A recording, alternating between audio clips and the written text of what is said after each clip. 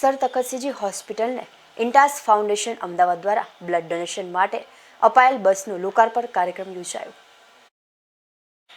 ભાવનગરની sir Takhatsinhji general હોસ્પિટલની blood બેંકને અમદાવાદના ઇન્ટાસ ફાઉન્ડેશન દ્વારા ભાવનગર તેમજ આજુબાજુના વિસ્તારમાં યોજાતા બ્લડ ડોનેશન કેમ્પ માટે બસનું ડોનેટ કરવામાં આવ્યું હતું. આ બસનું લોકાર્પણ કાર્યક્રમ આજે ભાવનગરની સરટી હોસ્પિટલ ખાતે સાંસદ ભારતીબેન શિયાળના હસ્તે કરવામાં આવ્યું હતું.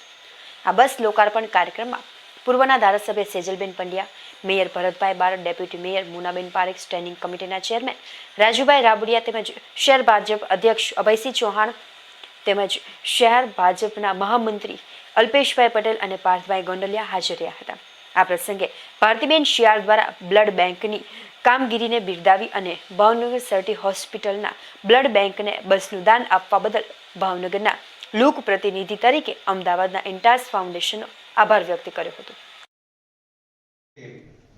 वेद उपनिषद में कह્યું છે એ પ્રમાણે કે ભગવાન સંસાર के सभी प्राणी सुखी रहे તેમજ ડોક્ટર્સની સેવાઓ ઉપલબ્ધ હોય છે અને અત્યારની હોસ્પિટલની તમામ પ્રકારના બ્લડ કમ્પોનન્ટ કેરી મેડમ ને વિનંતી કરીશ કે સ્ટેન્ડિંગ કમિટી ચેરમેન રાજુભાઈ રાવડિયાનું સ્વાગત કરશે. કેરી મેડમ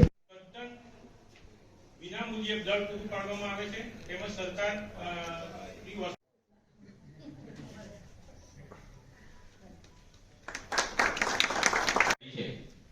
બસના લોકાર્પણ પ્રસંગે અત્રે આપણા આમંત્રણને માન આપીને ખાસ પધારેલા અને સભ્ય વિનંતી કરીશ શાબ્દિક સ્વાગત માટે ડીસી ડોક્ટર હેમંત મહેતા.